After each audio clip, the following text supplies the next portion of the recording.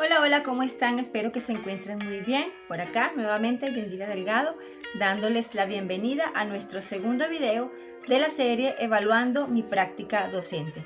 En esta oportunidad estaremos hablando de la etapa del diagnóstico, cómo la realicé, qué detalles encontramos en ese diagnóstico y qué cosas funcionaron y cuáles no. Nos vemos al final. Que lo disfrutes. Seguimos evaluando nuestra práctica docente y esta vez nos concentraremos en un elemento muy importante del proceso de enseñanza y aprendizaje, como lo es el diagnóstico. En el diagnóstico buscamos descubrir los aspectos cognitivos, actitudinales y aptitudinales del grupo con el cual vamos a trabajar y sobre todo de cada uno de sus miembros, que es lo que nos quita un poquito más tiempo y es un poco más complejo.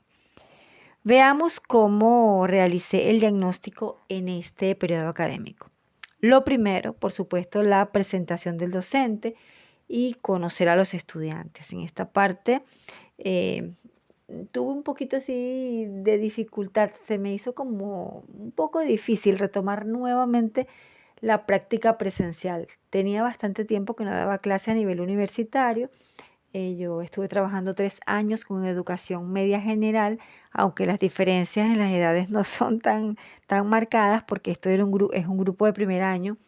Sin embargo, ese reencuentro con la actividad presencial después de un largo tiempo bajo el sistema de educación a distancia, luego el modelo híbrido, volver a la presencialidad y además con un nivel educativo diferente, me costó un poquito, pero le agarré el hilo rápidamente. ¿Qué hicimos? Bueno, nos organizamos el espacio. Esta parte de la organización del espacio me impactó bastante. Nuevamente volver a ese salón donde los estudiantes se sientan uno detrás de los otros. Yo en educación media general solía ponerlos en círculo. Aquí otra vez los estudiantes uno detrás del otro, en sus filas bien armaditas, todos allá a la expectativa, mirándome como, bueno, ¿qué es lo que me va a decir este profesor? Fue más o menos la actitud que tuvo el estudiante cuando nos conocimos, cuando nos reencontramos. En esta primera semana, durante la primera semana de clases, lo que hice fue brindar información general sobre la unidad de formación, explicar la forma como íbamos a trabajar y los canales de comunicación con los cuales íbamos a contar a lo largo del periodo académico. Soy de las personas que piensa que el diagnóstico nunca termina. Claro está, a nivel universitario es un poco más difícil porque los grupos rotan de un semestre a otro. No es como en el nivel de educación media general o el nivel de primaria, donde tienes a un grupo todo un año escolar en el que compartes con ellos, conoces sus intereses, conoces hasta sus padres, sus familias, puedes ver un poco de cómo es su sistema de valores. A nivel universitario cuesta un poquito más. Sin embargo, con este grupo, la ventaja que tengo es que lo voy a seguir viendo durante 2 periodos académicos más. El diagnóstico no termina, no paras, porque no terminas de conocer al estudiante en 12 semanas, ¿ok? Por eso les digo que este diagnóstico siempre está allí presente. Y los animo como docentes a no pararlo. En la medida que mantengas el contacto con los estudiantes, busca conocerlos, busca ver cuáles son sus intereses, sus estilos de aprendizaje, qué cosas le afligen, qué elementos le distraen, qué aspectos de su vida, en la medida que el estudiante te lo permita, favorecen o obstaculizan el proceso de aprendizaje de ese estudiante, porque eso te va a ayudar a conocerles mejor, a ver qué estrategias utilizar, si tienes que cambiar alguna estrategia que hayas definido, los recursos que estás utilizando, todo eso es muy importante y parte del diagnóstico. ¿Qué hicimos durante esta primera semana de clase? Discutimos el plan de evaluación. Y aquí fue bien interesante la actitud que tomaron los estudiantes porque ellos no se esperaban que discutiéramos el plan de evaluación. Ellos quizás esperaban que el profesor dijera, mira, estas son las evaluaciones, esto es lo que vamos a hacer y esta es la cantidad de puntaje que va a recibir cada evaluación. Porque es a lo que ellos están acostumbrados, es ese sistema de educación tradicional en donde el estudiante es pasivo, no participa, simplemente hace lo que el docente le dice. En este caso, yo lo que hice fue llevarles ese primer papel de trabajo del cual les hablé en el video anterior, y la propuesta que les llevé eran 5 estrategias de evaluación de un valor de 20% cada una, donde tomaba en cuenta la participación del estudiante, tanto presencial como a través del grupo de Telegram, para darle movimiento al grupo también. Les presenté la posibilidad de trabajar con una línea de tiempo digital, un cuadro comparativo también digital, y la presentación oral, hacer una exposición junto con una infografía vinculada al contenido de esa exposición. Esa fue mi propuesta. ¿Qué sucedió? Ellos se resistieron a la presentación oral. Evadieron por completo la exposición. Aceptaron la participación, la línea de tiempo, el cuadro comparativo, pero no quisieron hacer exposiciones. Entonces ya yo llevaba una cartica debajo de la manga y les propuse trabajar con un debate grupal. En este debate grupal tuve la oportunidad de probar un poco lo que fue la gamificación a nivel universitario. Este debate grupal iba a estar asociado también a una infografía que lo iban a compartir a través de un muro de Padlet. Ellos no tuvieron problemas, sí presentaron un poquito de resistencia en cuanto a por qué las evaluaciones tenían que hacer en formato digital. Y bueno, ahí vamos a ver más adelante algunas cositas que identifiqué allí en cuanto al uso de la tecnología. Más allá de no contar con el dispositivo tecnológico, hubo un poco de resistencia por desconocimiento del manejo de algunas herramientas. Todas estas evaluaciones tuvieron una ponderación de 20% en una escala del 1 al 100, que es la que utiliza la universidad donde yo trabajo. Presenté la propuesta, la discutimos y llegamos a este acuerdo final en donde las 3 primeras estrategias permanecieron igual junto con la infografía, y en vez de trabajar con una exposición por la resistencia del estudiante, nos movimos a un debate grupal que también trabajó la parte oral, pero como era en grupo, como que había más confianza, yo se lo presenté de una manera divertida, tipo juego, y eso de alguna forma también contribuyó a que ellos aceptaran el trabajo con el debate grupal.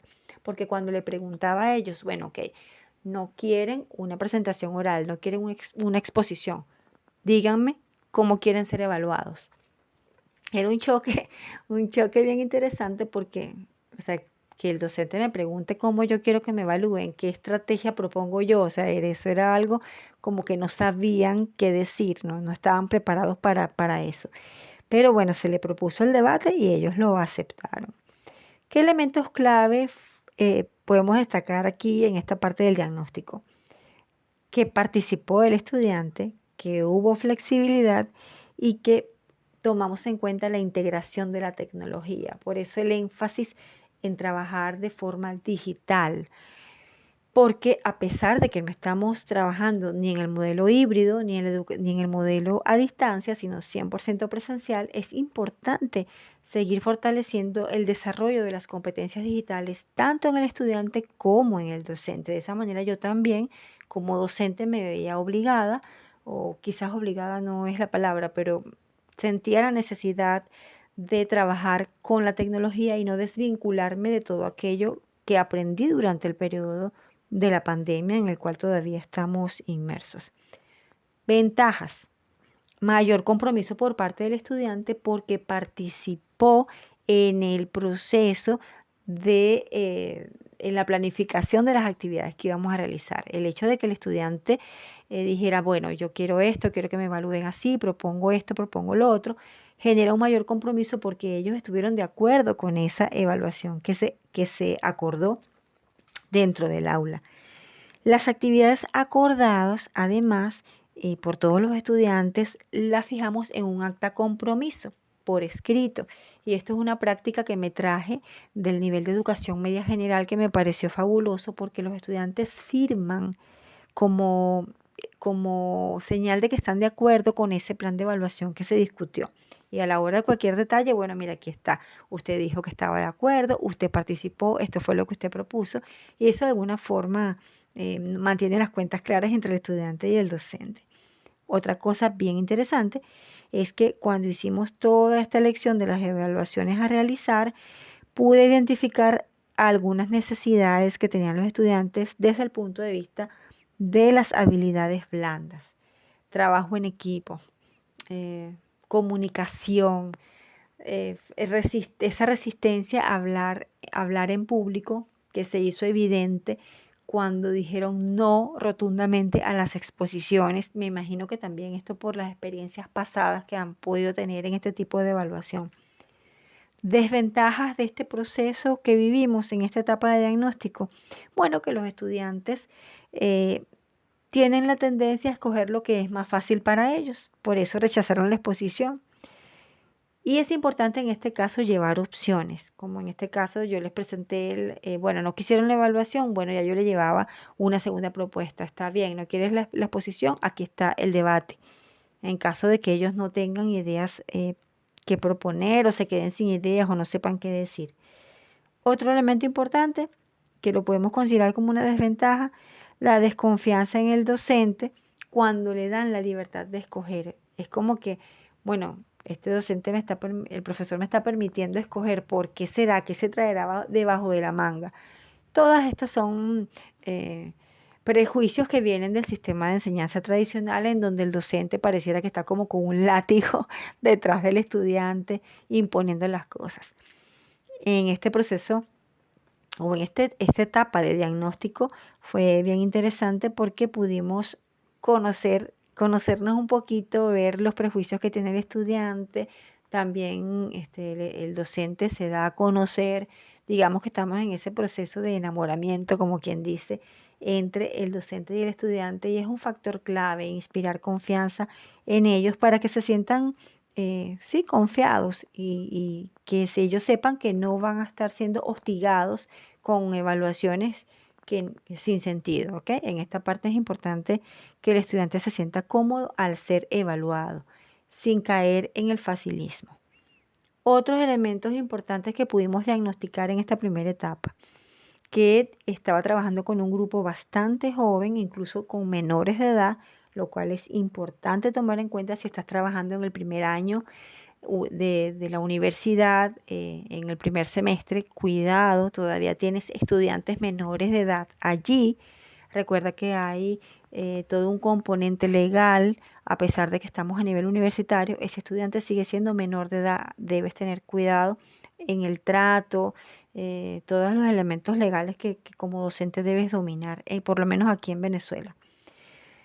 ¿Qué más pudimos identificar allí? Hubo poca participación al principio, el estudiante mantenía esa actividad, esa actitud pasiva de que el docente me lo da todo y me dice lo que yo debo hacer. Mucha distracción, sobre todo con el uso del celular, esa inquietud de querer revisar el celular a cada momento durante la clase, lo pude percibir en esta primera semana de actividades. Otra cosa increíble, el hábito de llegar tarde a la clase. Fue identificado claramente durante esta primera semana. Y evidentísimo el temor de hablar y leer en público. Eso lo pudimos observar en esta primera semana de clases. Otros elementos importantes que pudimos diagnosticar. Muchos estudiantes con deseo de llegar hasta el nivel técnico. Yo trabajo en una institución que tiene la facilidad de que el estudiante recibe certificaciones en diferentes momentos de la carrera. Y una de ellas es el título de técnico superior universitario. Luego el estudiante decide si continúa o no continúa con la licenciatura o la ingeniería. Muchos asomaron la idea de que les bastaba con por lo menos tener el título de técnico superior universitario. Había, por supuesto, un gran desconocimiento en el uso de ciertas herramientas básicas de ofimática como Excel, Word y PowerPoint. Incluso ellos lo dijeron abiertamente. Profesora, es que yo no quiero hacer esa línea de tiempo digital, yo prefiero hacerla en papel porque yo nunca o poco he trabajado con PowerPoint. Yo no sé trabajar con esa herramienta. Una herramienta tan importante y tan básica. A veces pensamos que los estudiantes, porque son jóvenes, manejan muy bien la tecnología. Y es que sí, ellos manejan los teléfonos, pero pocos saben utilizar las herramientas con fines académicos y mucho menos con fines profesionales. El docente tiene que orientarlo, de allí la importancia de que el docente esté bien preparado. Otra cosita que pudimos identificar aquí, la resistencia al uso de la tecnología con fines académicos. Ellos son felices usando el celular para chatear, para meterse en las redes sociales, para un TikTok, pero cuando los pones a trabajar, a usar la cabecita, a generar ideas, allí como que, bueno, como que la tecnología como que no es para eso. Lo ven más con una finalidad recreativa más que académica y profesional. Otro elemento importante que pude identificar, yo les formulé una pregunta que para mí es crucial, sobre todo en esta carrera donde ellos están cursando estudios. Les pregunté por qué querían ser administradores. ¿Por qué quieres ser administrador? Algunos admitieron simplemente que no les gustaba la carrera, que estaban allí por el simple hecho de obtener un título. Y en algunos casos no había como conexión con sus metas y su propósito de vida. Y eso me llamó poderosamente la atención, porque los docentes necesitamos orientar bien a los estudiantes. Si nosotros identificamos dentro de un grupo de estudio una persona que está allí solamente por obtener un título, por simplemente alcanzar la meta que otro le impuso, normalmente la de los padres, es nuestro deber como docentes orientarlos para que ellos puedan tomar decisiones apropiadas en ese nivel.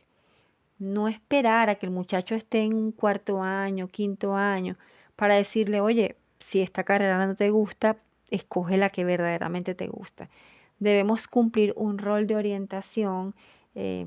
A veces vemos al muchacho dándose golpes y golpes y golpes con una materia, con un bajo rendimiento, con un poco interés en las clases, y es por eso, porque no tienen el deseo de estar allí, porque probablemente les gusta otra cosa, porque fueron mal orientados o porque todavía no tienen claridad en lo que quieren estudiar, sobre todo en este primer nivel de la carrera. Pendiente con eso, profesor, porque es nuestro deber orientarlos, brindarles una mano amiga, que ellos sientan que están siendo escuchados, que los entendemos, pero además brindarle opciones para que ellos puedan resolver esa situación tan importante como lo es la elección de una carrera universitaria.